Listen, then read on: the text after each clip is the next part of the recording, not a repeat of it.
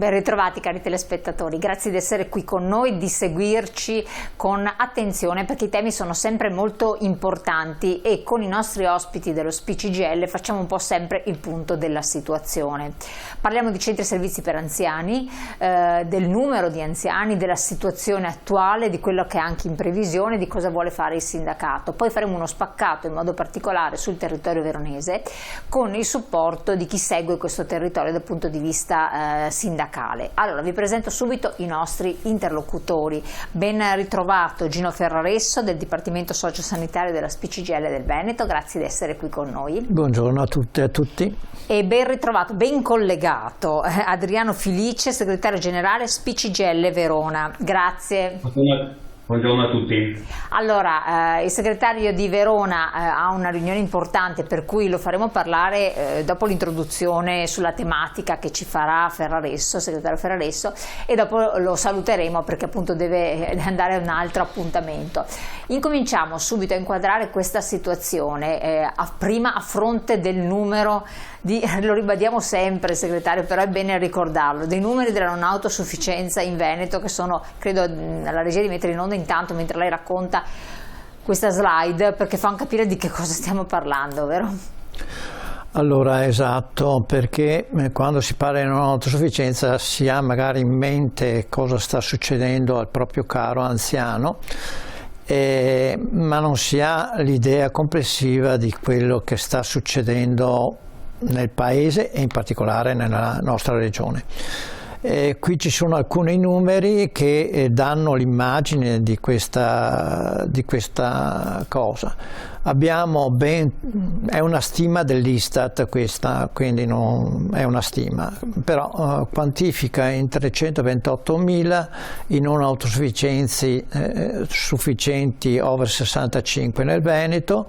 Ci sono altri 252.000 persone che sono però disabili, e 49.000 persone con limitazioni funzionali molto gravi, e abbiamo fondamentalmente nel 2022 46.000 persone che hanno avuto almeno un accesso nei centri e servizi nelle case di riposo del Veneto. Il 39% delle persone che sono state ospitate nelle case di riposo nel 2022 e che hanno patologie dementigene, cioè patologie tipo l'Alzheimer, sono ben il 40%, in crescita rispetto all'anno precedente di quasi 5-6 punti. Quindi sono tantissimi. Ma questo è perché si è aumentata l'aspettativa di vita o perché è una patologia che sta abbastanza... Tutte e due le cose, nel senso che è aumentata l'aspettativa di vita ed è aumentata anche questa patologia. Faccio un breve ragionamento per dare un'ulteriore immagine di quello che sta succedendo appunto nella nostra regione. 328.000 persone non autosufficienti. A queste 328.000 persone circa 31.000 sono assistite nei centri di servizi, nelle case di riposo. Ci sono nel Veneto circa 90.000 badanti, il che significa che circa 200.000 persone sono assistite dai parenti, i caregiver, oppure addirittura sono da soli, non hanno nessuno che assiste queste persone. Questa è un po' la fotografia del Veneto. Che è una situazione abbastanza difficile. Io vorrei commentare, dopo diamo la parola a Felice Adriano, anche questa slide qui, perché dà uno spaccato di quello che lei stava enunciando poco fa, strutture posti letto nei centri e servizi. Non sono poi così tanti rispetto ai numeri di cui abbiamo parlato? Assolutamente, dopo approfondiremo il tema. Noi fondamentalmente abbiamo a disposizione 34.000 posti letto, però i 34 posti letto non sono solo per i non autosufficienti, sono anche per altre cose. Per esempio ci sono 1.700 posti di centri diurni, quindi non sono tutti residenziali. Ci sono alcuni posti letto che sono riservati ai religiosi e via dicendo. Di questi posti, 34.000 posti, 39 sono le strutture private con 17.000 posti privati e 143 strutture pubbliche con 17.000, cioè i posti letto fondamentalmente metà e metà sono pubblici e metà sono privati. Assolutamente, quindi questo ci fa capire che comunque mancano situazioni, mancano strutture. Allora, grazie, dopo ritorniamo su questi temi a livello generale. Io vorrei dare la parola al segretario di Verona perché ci faccia comprendere qual è la realtà territoriale e quindi anche il vostro impegno, il vostro lavoro. Sì, buongiorno a tutti. Come dicevo prima, Dino ha dato dei numeri importanti che dopo si vivono nel territorio, si vivono nelle nostre sedi, in rapporto con le persone che noi rappresentiamo e le persone che con molta difficoltà vengono nelle nostre sedi per essere aiutate rispetto a un tema così importante e così drammatico. Io però vorrei entrare nel merito specifico di quello che succede a Verona. Nel mese di luglio la lista d'attesa per entrare in casa di riposo era composta da 1486 anziane e anziani. E dovete pensare che 3 anni fa la lista d'attesa era di 300 persone. Da luglio ad oggi la lista d'attesa per entrare in casa di riposo è all'incirca 1700 persone. Cioè vuol dire che la persona deve aspettare 1700 davanti a lui prima di entrare adesso? No, ci sono 1700 persone che hanno fatto domanda sì. E in base alla patologia, adesso entro nel merito, okay. vengono chiamate per essere ricoverate quando si libera un posto. Certo. Di queste 1486 persone, 315 persone hanno una scheda SVAMA, cioè quella che misura la non autosufficienza, da 80 a 100. Vuol dire, da 80 a 100 vuol dire una patologia gravissima, una non autosufficienza in termini drammatici. 565 persone hanno una gravità che va da 70 a 60 punti e 616 persone che hanno fatto domanda per entrare in casa di riposo con una scheda SVAMA di 60 punti. Questo tradotto cosa significa? Significa che noi abbiamo da una parte una gravità rispetto all'insufficienza di assistenza domiciliare, perché se ci sono 606 anziani che hanno fatto domanda per entrare in casa di riposo con una scheda SVAMA che va fino a 70 punti, vuol dire che nel territorio non hanno trovato un'assistenza sufficiente per tenere quell'anziano a casa.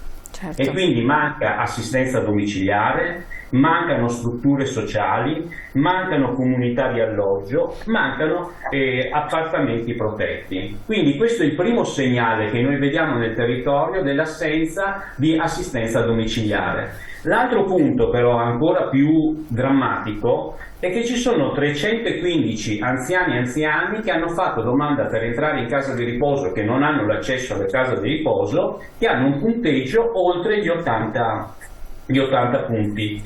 Questo cosa significa? Significa che tutto questo problema è sulle spalle delle famiglie rispetto a patologie così gravi, per cui ci si domanda come fanno queste famiglie a tenere l'anziano o l'anziana a casa con un punteggio oltre gli 80. Ferraresso prima diceva che ci sono 3 patologie che sono, diciamo, legate all'invecchiamento della popolazione oltre gli 80 anni. C'è l'Alzheimer, c'è la demenza senile, c'è il Parkinson. Molti anziani ormai dopo gli 80 anni, rispetto anche a un punteggio oltre gli 80 punti, hanno la gravità della demenza senile. E tenere a casa un anziano o un'anziana con queste patologie è estremamente complesso, Quindi noi siamo di fronte a un problema drammatico e si aggiunge un terzo problema. E quando tu hai una persona anziana che non riesci a ricoverarla e quindi non riesci neanche a gestirla a casa, cerchi di ricoverarla in termini privati, sulle strutture che ci sono. Certo. Quindi ci sono dei letti che sono occupati da persone con difficoltà familiari, con difficoltà di gestione, che sono ricoverate con una retta che va si aggira sui 3.000 euro. Che è altissima. rispetto a una retta dove c'è l'impegnativa riconosciuta della regione, dopo Ferraresso entrerà nel merito, che si aggira sui 2.000 euro, cioè tu hai l'impegnativa regionale e comunque devi erogare 2.000 euro, con la gravità che periodicamente c'è l'aumento delle rette delle case di riposo. Va bene? Allora ci si domanda, tutto questo sistema per il momento come può stare in piedi? Sta in piedi perché c'è la rete familiare. Certo. E che al momento, rispetto ai dati demografici, viviamo una coda per cui ci sono famiglie che ancora hanno dei figli, hanno una rete, hanno avuto un lavoro magari, anche se consideriamo che la pensione delle donne a Verona la media è 778 euro, quindi ci si domanda, e per l'uomo la media è 1448 euro di pensione nella provincia di Verona.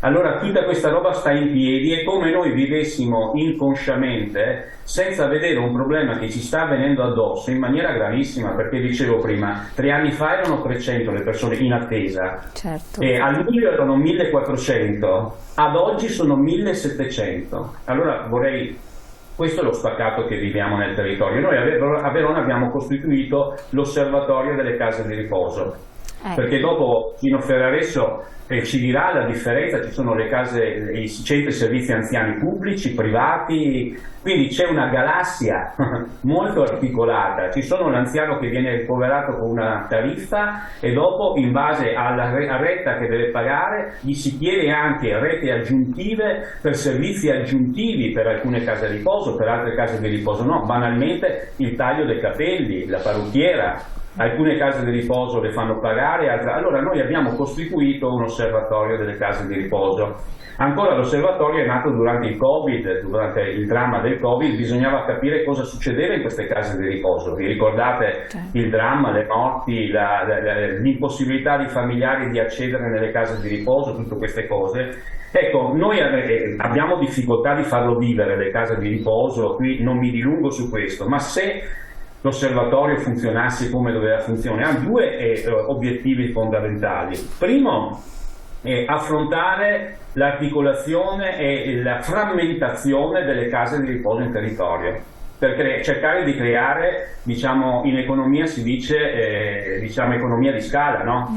E quindi cercare di ottimizzare tutta una serie di servizi che ti possono permettere di avere dei risparmi per le famiglie. E dopo creare e ragionare in termini di prospettivi e di progettazione, perché come è adesso non sta mica in piedi, vero? Non sta assolutamente in piedi, anche perché, dopo lo dirà sicuramente Gino, le case di riposo non sono più quelle di una volta. Quando nelle case di riposo vengono ricoverati soltanto anziani con una patologia altissima, quelle case di riposo diventano piccoli ospedali e tra l'altro, non essendoci la riforma delle case di riposo a livello regionale, non hanno neanche il collegamento col territorio, una relazione col territorio, perché noi siamo una delle 2 regioni in Italia che non ha ancora fatto la riforma delle case di riposo in Italia. Quindi se ci si domanda a livello editoriale come viviamo questo problema, noi lo viviamo come un problema enorme per le persone e dobbiamo, al di là della discussione che si può fare sul terzo mandato, sulla pista da bob o su altro, in cima a un'agenda politica seria ci deve essere un problema così importante e così serio che prima o poi, anche se non lo vogliamo vedere, colpisce tutti, vero? O i nostri familiari o in termini di prospettiva noi stessi, e se noi pensiamo a noi stessi in un futuro e vediamo qual è la situazione, facciamo bene a non pensarci, perché sennò diventa un problema grande. Allora il problema deve essere affrontato in termini politici. Chiaro. Io la ringrazio per il suo intervento, so che lei deve lasciarci. Corretto. La ringrazio anch'io. E quindi la salutiamo, le auguriamo un buon lavoro. Buon lavoro, grazie a voi cari telespettatori. Grazie a voi. Lascio invece alla pubblicità qualche secondo, poi torniamo insieme e facciamo un po' il punto a livello regionale. Grazie Felice Adriano.